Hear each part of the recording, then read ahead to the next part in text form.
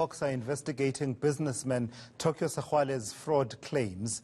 He claims money stored in private trust fund accounts at the Reserve Bank have been stolen.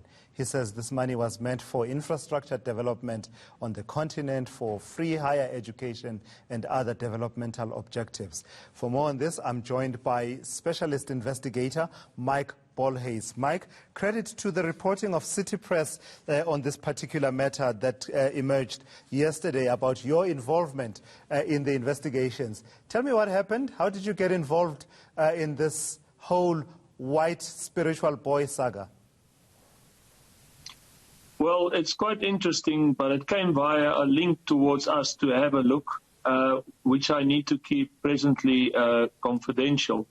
We are elated that the necessary steps that was required was taken, like involving the Hawks, and we respect their investigation and will assist with my cybercrime unit if need be.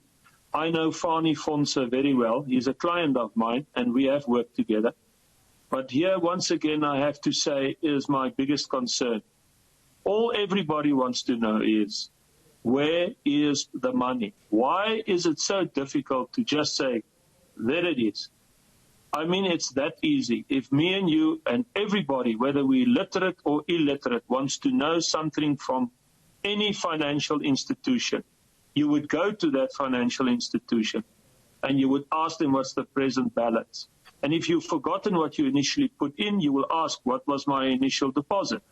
And if you want to know if that money in all that time has accumulated some interest and there's some profits, you could ask and they will give it to you.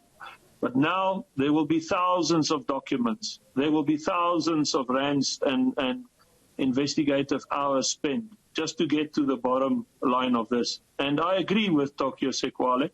This is a concern, and we will support him and assist him in this matter, because this country is a lucrative country to commit crime. And we have seen it all over and over again. And then it gets totally bungled by years and years of investigations. Nobody goes to jail.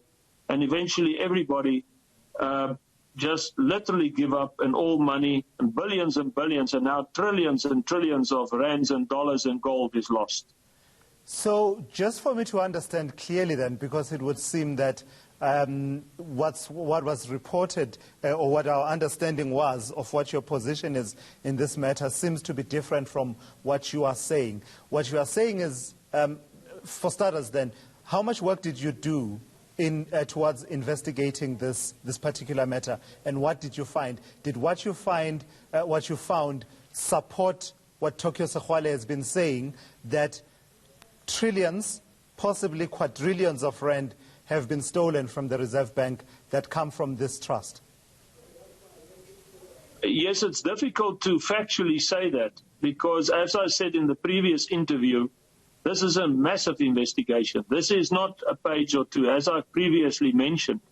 There's factual information, there's hearsay information, and there's assumptions. So you've got all these stories. You've got even conspiracy theories. You've got all the information. You have to get it all in. And this is going to take time to dissect it, to do an inclusion and an exclusion. You need to identify that the hearsay information, the assumption information, and all the other information that you receive is in fact so. Because nowadays the real dollar bill is easily faked. You can get a fake dollar bill that looks like the real dollar bill, and it's extremely difficult to identify.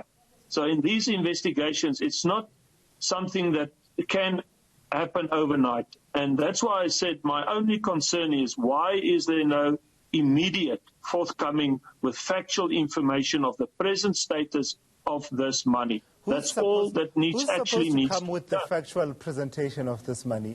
Are you calling for it to be coming from the state or from Mr. Sexwale himself and this intermediary in Asia and his co-mandate holder, including in revealing who this mysterious person is that has so much money to throw around?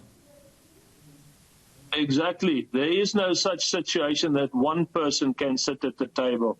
All must sit at the table and give their information in totality. I mean, that's what forthcoming means. Isn't that what anybody should always do in any investigation? And my concern is there the proper expertise? And is there the real know-how to do this investigation with, if you take in consideration the corruption that there is in the government? There's already been stories of people that could be killed. There's already stories of people that could be bought, and this has happened in the past. Yeah. Our country has clearly shown that this is the way to go if billions and trillions rands of money is at stake, that people can be killed and could be bought. Mr. Mike Bolhuis, I've got to thank you. I'm completely out of time. Mike Bolhuis there is a crime specialist and investigator talking to me about that story and Tokyo Sexwale.